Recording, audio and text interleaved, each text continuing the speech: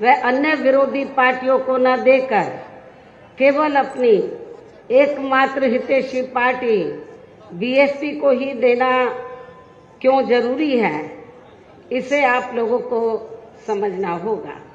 हालांकि इस संदर्भ में आप लोगों को ये मालूम है कि आज़ादी के बाद शुरू में काफ़ी लंबे समय तक केंद्र व उत्तर प्रदेश सहित देश के अधिकांश राज्यों में भी कांग्रेस पार्टी की ही अकेले यहाँ सरकारें रही हैं, किंतु इनकी गलत नीतियों व गलत कार्य प्रणाली की वजह से ही अब ये पार्टी केंद्र के साथ साथ बहुत पहले ही उत्तर प्रदेश की सत्ता से भी बाहर हो गई है।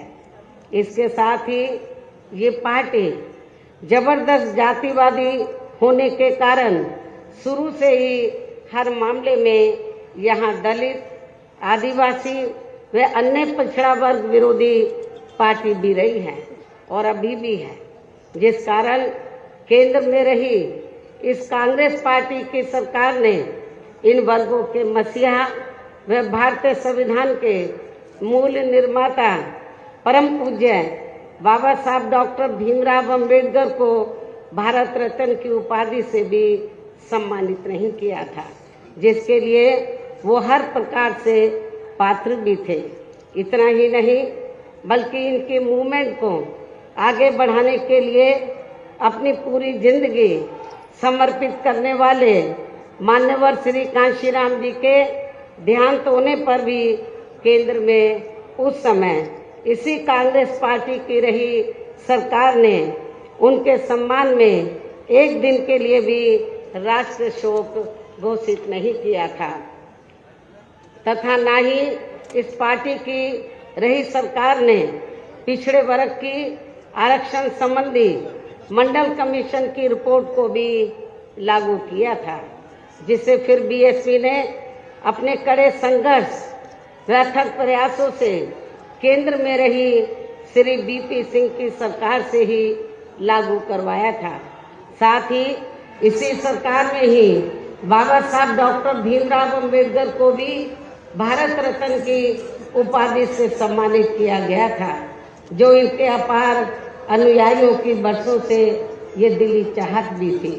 लेकिन अब केंद्र व अधिकांश राज्यों की भी सत्ता से बाहर होने के बाद यही कांग्रेस पार्टी खासकर दलितों, आदिवासियों व अन्य पिछड़े वर्गों के वोटों की खातिर आए दिन किस्म किस्म की नाटकबाजी करती रहती है, जबकि इन वर्गों के मामले में इस पार्टी की सच्चाई तो ये है कि कांग्रेस पार्टी जब सत्ता में होती है और इनके अच्छे दिन होते हैं तो तब इस पार्टी को इन वर्गों का विकास व उत्थान आदि याद नहीं आता है, तथा न ही इनको महिलाओं की भी भागीदारी याद आती है।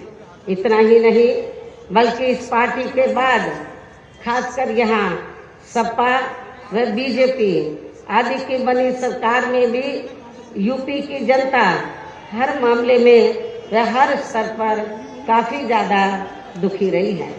सपा की सरकार में तो अधिकांश यहाँ गुंडों, बदमाशों, माफियाओं व अराजक तत्वों एवं सरेआम लूट खसोट करने वालों का ही राज रहा है, जिसकी खास वजह से ही इस सरकार में आए दिन यहाँ जाति व धर्म के नाम पर तनाव व दंगे आदि ही होते रहे हैं।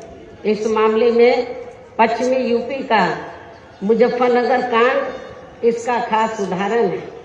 प्रदेश में विकास के कार्य भी ज्यादातर यहाँ एक विशेष क्षेत्र व एक विशेष समुदाय के लोगों तक ही सीमित होकर रह गए हैं। और इतना ही नहीं, सपा की सरकार के चलते दलित व अति पिछड़े वर्गों के लोगों के साथ तो हर स्तर पर सोतेला रवैया अपनाया गया है।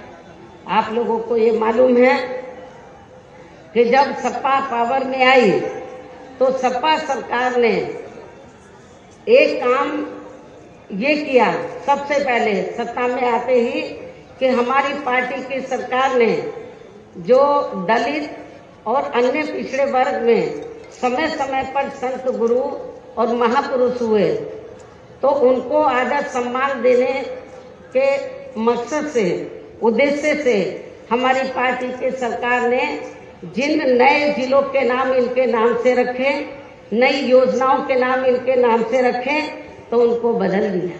और इतना ही नहीं, मैं सरकारी कर्मचारियों को भी ये बताना चाहती हूँ कि जब पदोन्नति में आरक्षण को लेकर तो पार्लियामेंट में बिल आया तो यही समाजवादी पार्टी थी जिसने इस बिल को फाड़ दिया था और इस बिल को पास नहीं होने दिया ताकि जो दलित वर्ग के लोग हैं उनको पदोन्नति में आरक्षण की सुविधा ना मिल सके। ये समाजवादी पार्टी का कैरेक्टर है, चाल चरित्र है। इसी प्रकार भाजपा सरकार की भी नीतियां व कार्यशैली अधिकांश यहाँ जातिवादी, पूंजीवादी एवं आरएसएस के संकीर्ण एजेंडे को ही लागू करने पर टिकी रही हैं, जिससे प्रभावित एवं शिकार हुए लोगों का इस सरकार में सही से विकास व उत्थान आदि नहीं हो सका है। साथ ही इनका हर स्तर पर काफी ज्यादा उत्पीड़न भी किया गया है। धर्म के नाम पर हमेशा यहाँ तनाव व नफरत आदि का वातावरण ही बना रहा है, ये किसी से छिपा नहीं है। प्रदेश में हर प्रकार के अपराध भी काफी ज्यादा बढ़े हैं। खासकर दलित व महिलाएं भी इस सरकार में कतई भी सुरक्षित नहीं रही हैं, लेकिन मीडिया में इनके आंकड़ों को ज्यादातर दबा दिया जाता है। आपके आगरा में तो इतना बुरा हाल है दलितों का कि पुलिस की कस्टडी में तो दलित वर्ग के एक नवयुवक को मार दिया जाता है, ये भी किसी से छिपा नहीं है। इसके अलावा प्रदेश में गरीबों, मजदूरों, बेरोजगारों व अन्य मेहनतकश लोगों के साथ साथ दलितों, आदिवासियों, अन्य पिछड़े वर्गों, मुस्लिम एवं अन्य धार्मिक अल्पसंख्यक समाज के लोगों के हित व कल्याण के लिए वर्षों से जो भी यहाँ सरकारी योजनाएं चल रही थी तो उनका भी इन्हें इस सरकार में सही से पूरा लाभ नहीं मिल सका है। खासकर दलितों व पिछड़ों को आरक्षण का भी पूरा लाभ नहीं मिल सका है, क्योंकि इन्होंने ज्यादातर सरकारी कार्य प्राइवेट सेक्टर के जरिए ही कराए हैं, जिसमें इनके लिए आरक्षण की कोई भी व्यवस्था नहीं है। सरकारी नौकरियों में भी इनका आरक्षण का कोटा भाजपा सरकार में भी पूरा नहीं किया गया है। मुस्लिम व अन्य धार्मिक अल्पसंख्यक समाज के लोगों के साथ तो बीजेपी की सरकार ने अधिकांश इन्होंने पक्षपात वाला रवैया ही अपनाया है। इतना ही नहीं बल्कि इस बार बीजेपी की सरकार ने अपर कास्ट समाज में से विशेषकर प्रबुद्ध वर्ग भी हर मामले में अपने आप को काफी ज्यादा उपेक्षित रहा है। इसके अलावा इनके गलत आर्थिक नीतियों के कारण यहाँ गरीबी, बेरोजगारी व महंगाई आदि भी काफी ज्यादा बढ़ी है। खासकर चुनाव घोषित होने से पहले तो डीजल, पेट्रोल व रसोई गैस आदि की आए दिन बढ़ी कीमतों ने भी जनता की काफी ज्यादा मुश्किलें बढ़ाई हैं और ऐसा लगता है कि चुनाव खत्म होने के बाद पुनः इनकी कीमतें बढ़ा दी जाएंगी। इसके साथ साथ उत्तर प्रदेश सहित पूरे देश के किसान भी केंद्र सरकार की गलत नीतियों के कारण काफी ज्यादा दुखी व परेशान रहे हैं और अभी भी परेशान हैं।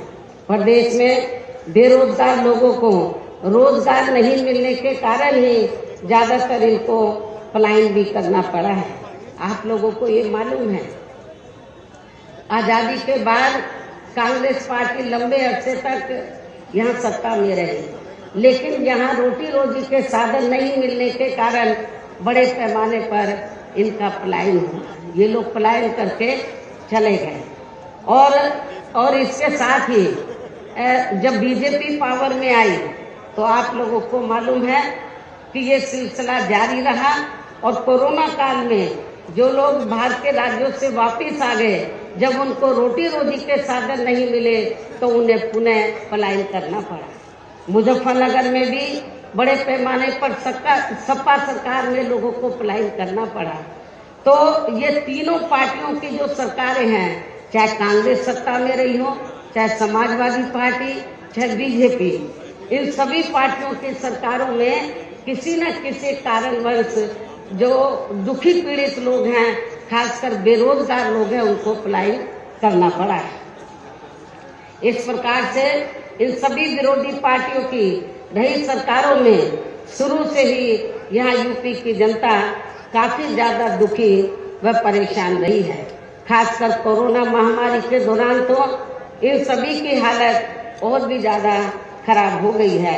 ऐसे में इन सभी विरोधी पार्टियों की रही सरकारों से निजात पाने के लिए अब इस चुनाव में यहाँ प्रदेश की जनता को अपनी एकमात्र हितैषी पार्टी बहुजन समाज पार्टी की ही सरकार बनाना बहुत जरूरी है, जिसने अपने चारों रहे शासनकाल के दौरान बिना पक्षपात व भेदभाव आदि के यहाँ कमजोर एवं उपेक्षित वर्गों के लोगों के साथ साथ सर्व समाज में से गरीबों, मजदूरों, बेरोजगारों, किसानों, व्यापारियों, कर्मचारियों, वकीलों एवं अन्य मेहनतकश लोगों के साथ ही युवाओं, छात्रों, महिलाओं व बुजुर्गों आदि के भी विकास एवं उत्थान के लिए अनेकों ऐतिहासिक एवं महत्वपूर्ण कार्य किए हैं। इसके अलावा बीएसपी की रही सरकार में दलित एवं अन्य पिछड़े वर्गों में जन्मे अपने महान संतों, गुरुओं व महापुरुषों आदि को भी विभिन्न रूपों में पूरा आदर सम्मान दिया गया है, जिनकी यहाँ सभी विरोधी पार्टियों की रही सरकारों में काफी ज्यादा उपेक्षा की गई है। इसके साथ साथ बीएसपी की सरकार में पूर्व की तरह ही यहाँ सभी वर्गों, धर्मों व विभिन्न क्षेत्रों में लगे लोगों के हितों में भी फिर से ऐतिहासिक कार्य किए जाएंगे। प्रदेश में विशेषकर गरीबी व बेरोजगारी आदि को दूर करने के लिए जरूरी कदम उठाए जाएंगे, और ये हमारी सरकार का इस बार भी मुख्य एजेंडा होगा। साथ ही किसी भी मामले में किसानों को भी निराश नहीं होने दिया जाएगा। इसके अलावा आपके इस क्षेत्र के जो भी आपके आगरा मंडल में तो सभी जिलों में जो भी स्थानीय समस्याएं होंगी तो उन्हें भी जरूर दूर किया जाएगा।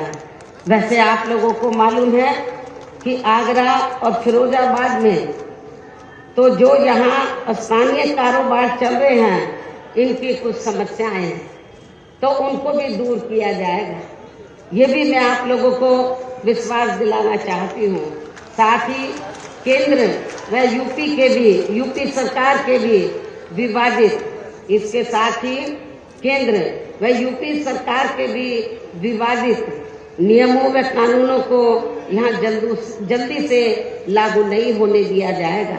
इतना ही नहीं बल्कि बीएसपी की रही सरकार में जिन महान संतों, गुरुओं एवं महापुरुषों आदि के आदर सम्मान में व उनके नाम पर जनहित की जो अनेकों योजनाएं शुरू की गई थी, साथ ही नए जिलों के नाम भी रखे गए थे, तो उन्हें अधिकांश, जैसा कि मैंने आप लोगों को बताया कि उन्हें अधिकांश सपा सरकार द्वारा बदल दिया गया है, जिससे उनके प्रति इनकी हीन व जातिवादी मानसिकता भी साफ झलकती है, तथा जिन्हें फिर बीएसपी की सरकार बनने पर जरूर बहाल कर दिया जाएगा।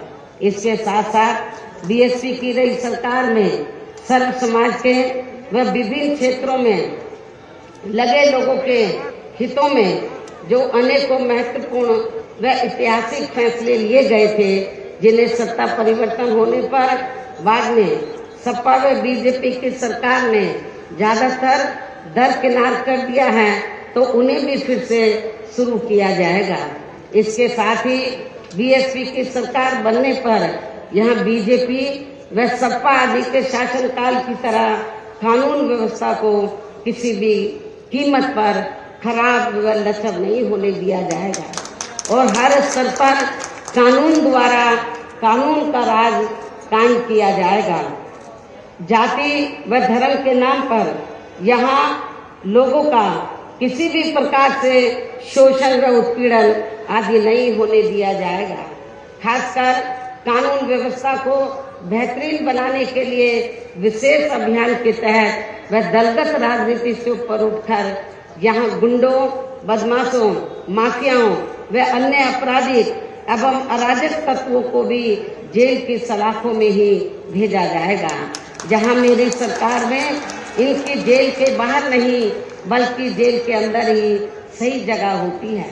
इतना ही नहीं बल्कि जाति, धर्म व राजनीतिक द्वेष की भावना के तहत जिन लोगों को खासकर धरना प्रदर्शन आदि के नाम पर जबरदस्ती गलत धाराओं में फंसाकर उन पर अनेकों केस चलाए हुए हैं वर्तमान भाजपा सरकार में, तो उन मामलों की भी सही से जांच करा के उनके केस भी खत्म किए जाएंगे।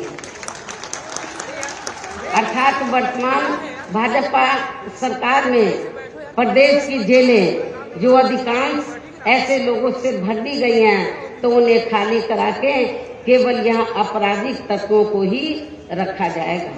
इसके अलावा प्रदेश में खासकर शिक्षा के क्षेत्र में व अन्य और विभागों के भी कर्मचारी जो आए दिन अपनी मांगों को लेकर धरना प्रदर्शन एवं हड़ताल आदि करते रहते हैं, तो उन सभी मामलों को निपटाने के लिए एक आयोग का गठन किया जाएगा और उनकी सही मांगों को मान लिया जाएगा।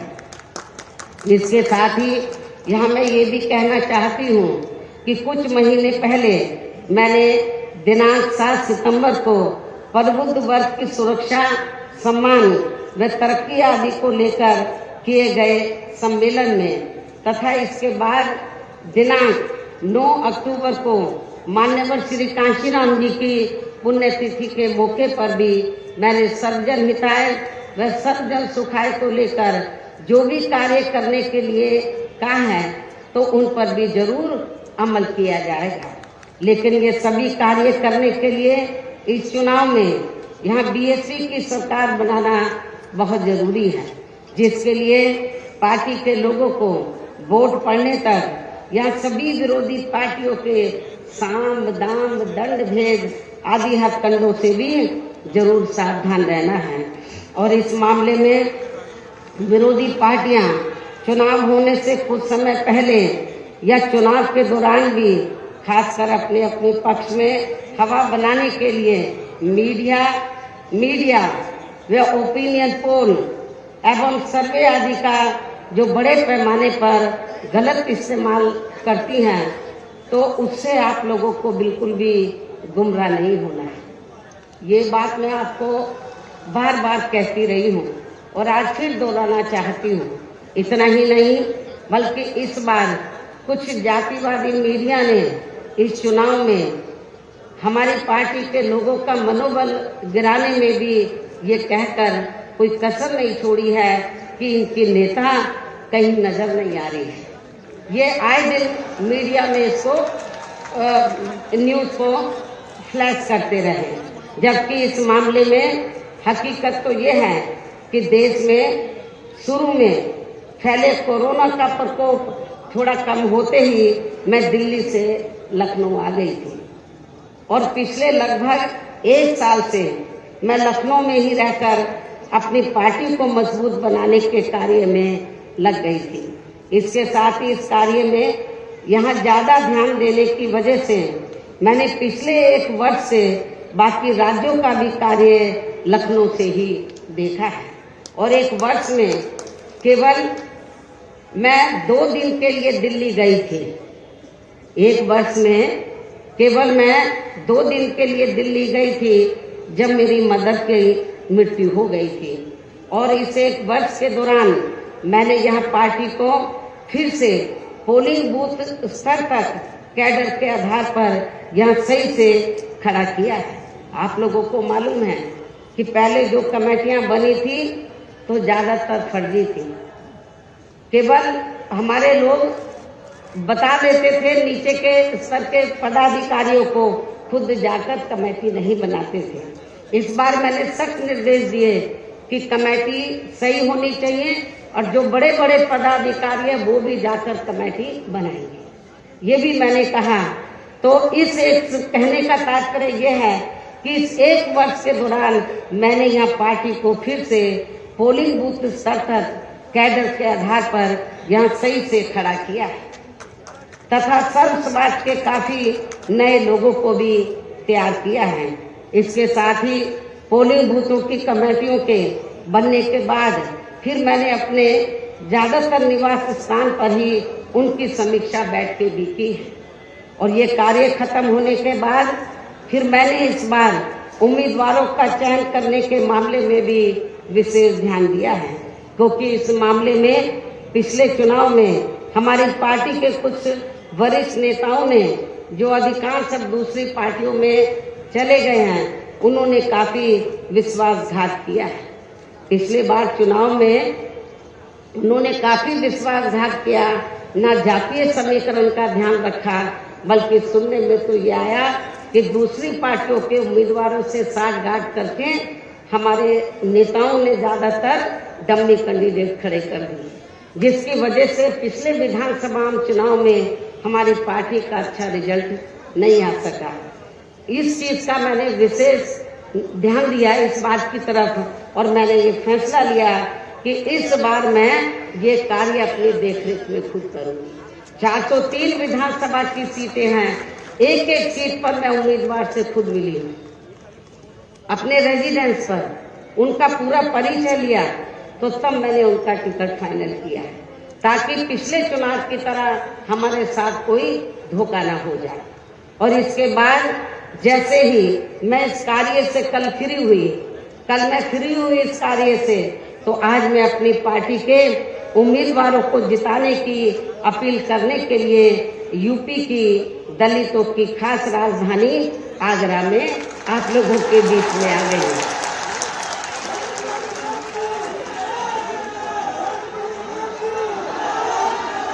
लेकिन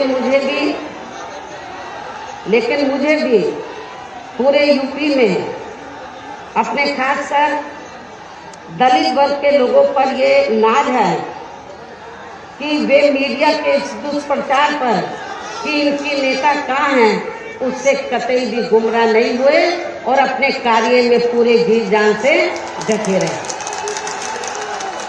जिसके कारण इस दौरान बाकी जातियों के लोग भी बीएसपी में बड़े पैमाने पर जुड़े हैं। जब वीकर सेक्शन के लोग, दलित वर्ग के लोग बड़े पैमाने पर कैडर के आधार पर जुड़े, जिसकी तरफ मैंने विशेष ध्यान दिया, तो फिर जो बाकी जातियां हैं वो भी बड़े पैमाने पर बीएसपी में जुड़ी हैं।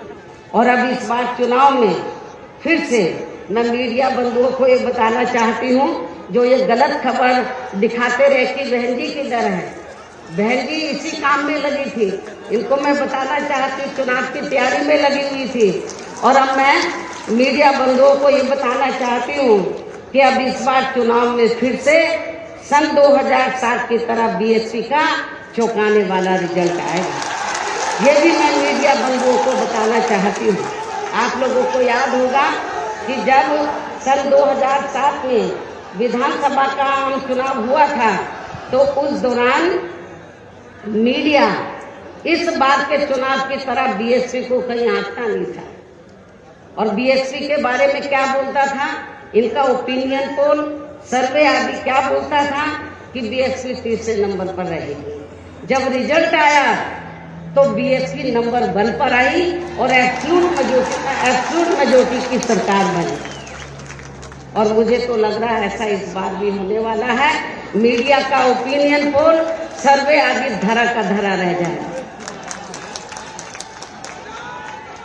इसके साथ ही मैं आप लोगों को ये भी कहना चाहती हूँ कि आप लोगों को पूर्व की तरह इस चुनाव में भी विरोधी पार्टियों ने विभिन्न रूपों में जो अपने हवाई व प्रलोभन भरे चुनावी घोषणा पत्र आदि जारी किए हैं, जिन्हें सत्ता में आने के बाद ये पार्टियां अधिकांश अमल में नहीं लाती हैं, तो उनके बहकावे में भी आपको कतई नहीं आना है। जबकि इस मामले में बीएसपी किसी भी चुनाव में विरोधी पार्टियों की तरह अपना कोई भी चुनावी घोषणा पत्र आदि जारी नहीं करती है, क्योंकि बीएसपी कहने में बहुत कम बल्कि कार्य करके दिखाने में ही ज्यादा विश्वास रखती है। और ऐसा हमने यहाँ यूपी में अपने चारों रही सरकारों के दौरान करके भी दिखाया है। इतना ही नहीं बल्कि हमारी पार्टी के चारों रही सरकारों ने प्रदेश में बिगड़ी हुई कानून व्यवस्था को सुधारने के साथ साथ जो असंख्य के साथ साथ प्रदेश के विकास एवं आम जनहित के लिए जो असंख्य अति महत्वपूर्ण कार्य किए हैं, वो अभी तक यहाँ किसी भी विरोधी पार्टी की सरकार ने नहीं किए हैं। आपको मालूम है कि बीजेपी के लोग कहते रहते हैं हमने गरीबों को इतने मकान दिए हैं, कहीं नजर आ रहे हैं? जब मेरी सरकार की आपके आगरे में ही बड़े पैमाने पर हमने गरीबों को फ्री मकान बनाकर दिए, वो आपको नजर आते हैं? कहाँ हैं इनके मकान? तो वो आपको बहुत कम ही नजर आएंगे। बल्कि और इतना ही नहीं, तो मैं जैसा कि आपको बताया कि हमारी सरकार ने प्रदेश के विकास एवं आम जनहित के लिए जो असंख्य अति महत्वपूर्ण कार्य किए हैं, वो अभी तक यहाँ किसी भी विरोधी पार्टी की सरकार ने नहीं किए हैं। बल्कि ज्यादातर उन्हीं कार्यों के नाम जो हमारी सरकार ने कार्य किए थे, बल्कि ज्यादातर उन्हीं कार्यों के नाम व स्वरूप आदि बदलकर अब विरोधी पार्टियों की सरकारें उन्हीं को ही भुनाने में लगी हैं। लेकिन उन कार्यों के प्रति इनकी नियत व सोच सही नहीं होने के कारण उसमें भी ये पार्टियां ज्यादा सफल नहीं हो पा रही हैं। इन्हीं जरूरी बातों के साथ ही हम मेरा यही कहना है कि आप लोगों को इस चुनाव में अपने हित व कल्याण के लिए या फिर से यूपी में बीएसपी की सर्वजन हिताय व सर्वजन सुखाय की नीतियों पर आधारित सरकार बनाना बहुत जरूरी है। और इसके लिए पार्टी के लोगों को, इसके लिए बीएसपी के लोगों को वोट पड़ने वाले दिन कोरोना नियमों का पालन करते हुए सबसे पहले सुबह उठते ही व समय से अपने अपने पोलिंग बूथों पर अपना वोट डालने के लिए जाना है। वोट वाले दिन याद रखो, बहुजन समाज पार्टी के लोगों, जो बीमार हैं, बुजुर्ग हैं, उनको छोड़कर जो बाकी लोगों को उस दिन आप लोगों को उपवास रखना है। कब तक? जब तक आप लोग अपने अपने पोलिंग बूथों पर वोट डालकर अपने घरों में वापस नहीं आ जाते। और इस मामले में हमारी जो महिलाएं हैं वो भी पीछे नहीं रहेंगी, ये भी मैं बताना चाहती हूँ। तो सुबह उठते ही सबसे पहले अपने अपने पोलिंग बूथों पर आप लोगों को वोट डालने के लिए जरूर जाना है। इसके साथ ही आपका वोट अन्य कोई व्यक्ति डाल ना सके, इसका भी आप लोगों को खुद ही ध्यान रखना है। इसके साथ साथ अपनी पार्टी का कोई भी वोट पड़ने से ना रह जाए, तो उसका भी पार्टी की हर पोलिंग बूथ की कमेटी को विशेष ध्यान रखना है। और अब अंत में मेरी बीएसपी के लोगों से यही अपील है कि पार्टी ने या आपके क्षेत्र में, आपके आगरा मंडल में जिन भी विधानसभा की सीटों पर अपने उम्मीदवारों को चुनाव के मैदान में उतारा है, जो यहाँ आपके बीच में मौजूद भी हैं। हमारे आगरा मंडल के जो प्रत्याशी हैं, तो जहाँ जहाँ से भी वो चुनाव लड़े हैं, तो जिनको हमने चुनाव के मैदान में उतारा है, ये आपके सामने जो स्टेज बना है आपके बीच में यहाँ खड़े हुए हैं और आप लोगों से वोट की अपील कर रहे हैं। और बीएसपी के जो ये उम्मीदवार हैं, तो इनको जिताने के लिए आप लोगों से अपील कर रहे हैं जो यहाँ आपके बीच में मौजूद हैं। तो उन्हें आप लोगों को वोट वाले दिन अपनी पार्टी के हाथी चुनाव चिन्ह के सामने वाले बटन को दबा के जरूर जिताना है। बीएसपी का चुनाव चिन्ह क्या? हाथी। और आपकी आबादी हाथी की तरह विशाल है। आप लोगों को अपनी विशाल आबादी को ध्यान में रखकर, आपका वोट बहुत ज्यादा है, आप लोगों को हाथी चुनाव चिन्ह के सामने वाले बटन को दबाकर इनको जरूर कामयाब बनाना है। अपनी पार्टी के लोगों को, जो जिम्मेवार लोग हैं, उनको ये बताना है, इस क्षेत्र, इस मंडल के लोगों को, कि बीएसपी ने अपनी सरकार के दौरान जो कार्य किए हैं, मेरे ख्याल आज़ादी के बाद किसी भी पार्टी की सरकार ने उतने कार्य नहीं किए हैं। चाहे डेवलपमेंट का मामला है, चाहे लॉ एंड ऑर्डर का मामला है। और इतना ही नहीं, जिन हमारे संतों, गुरुओं और महापुरुषों को वर्षों से आदर सम्मान नहीं मिला था, उन्हें भी हमारी पार्टी की सरकार ने पूरा आदर सम्मान दिया है। और जब आप लोग लखनऊ जाते हैं, पहले का लखनऊ आप लोगों ने देखा होगा और मेरे सत्ता में आने के बाद का लखनऊ देखा होगा। लोग बाहर के राज्यों से आते हैं, विदेशों से आते हैं, कहते हैं कि ये तो लखनऊ की तस्वीर बदल गई, लखनऊ की तस्वीर बदल गई। और इतना ही नहीं, आपके आगरा मंडल में भी मैंने काफी काम किया। लोग कहते हैं कि मथुरा धार्मिक स्थल है, मथुरा जिला में मंदिर हैं, मस्जिद हैं, गुरुद्वारे हैं, बौद्ध विहार हैं, सब हैं, लेकिन उस धार्मिक स्थल को, उस जिले में विभिन्न धर्मों को मानने वाले लोग रहते हैं, विभिन्न धर्मों के, लेकिन उस जिले का जो थोड़ा घना विकास हुआ मेरी सरकार में हुआ, उसके बाद मथुरा जिले का कोई विकास नहीं हुआ है। ये भी मैं मथुरा के लोगों को बताना चाहती हूँ। केवल मीडिया में हवाई बातें करते रहते हैं और लोगों को धर्म की आड़ में उनके जो भावनाएं हैं, तो उनकी भावनाओं की आड़ में तो लोगों का वोट लेने का प्रयास करते हैं, लेकिन हकीकत में जमीनी तौर पर वहां पर कोई विकास का काम वर्तमान भारतीय जनता पार्टी की सरकार में नहीं हुआ है। यही सपा सरकार का हाल था। और बीजेपी को कुछ नहीं करना है, ज्यादातर वो मीडिया में घूमते रहते हैं। विकास के कार्य आप लोगों ने देखे हैं, कहीं आपको विकास नजर आया आप लोगों का? अपना पूरे 5 साल के अंदर कोई आपका विकास नहीं हुआ। आप लोगों के साथ जुल्म जाती हुई है। विकास किनका हुआ है? जो बड़े बड़े पूंजीपति हैं, जो बड़े बड़े धन्ना सेठ हैं, जो आरएसएस के लोग हैं, उनका विकास हुआ है। आप लोगों का विकास नहीं हुआ है। यदि आप लोग चाहते हैं कि आप लोगों का विकास हो, सर्व समाज का विकास हो, तो आप सभी धर्मों के लोगों का विकास हो, सभी जाति के लोगों का विकास हो, तो फिर आप लोगों को बहुजन समाज पार्टी के आगरा मंडल से जो हमने अपने प्रत्याशी चुनाव के मैदान में उतारे हैं, तो उन्हें अब आप लोगों को वोट वाले दिन अपनी पार्टी के हाथी चुनाव चिन्ह के सामने वाले बटन को दबा के जरूर जिताना है। और फिर से आपको यहाँ सन 2007 की तरह ही बीएसपी की अपनी पूर्ण बहुमत की सरकार जरूर बनाना है। तभी फिर प्रदेश में यहाँ अमन चैन कायम होने के साथ साथ सभी धर्मों व वर्गों के लोगों का भी सही से विकास व उत्थान आदि हो सकता है। साथ ही यहाँ अन्याय, अपराध, भय व भ्रष्टाचार मुक्त एवं विकास युक्त वातावरण भी पैदा हो सकता है। और तभी फिर यहाँ परम पूज्य बाबा साहब डॉक्टर भीमराव अंबेडकर एवं मान्यवर श्री कांशीराम जी आदि का भी सपना सही साकार हो सकता है।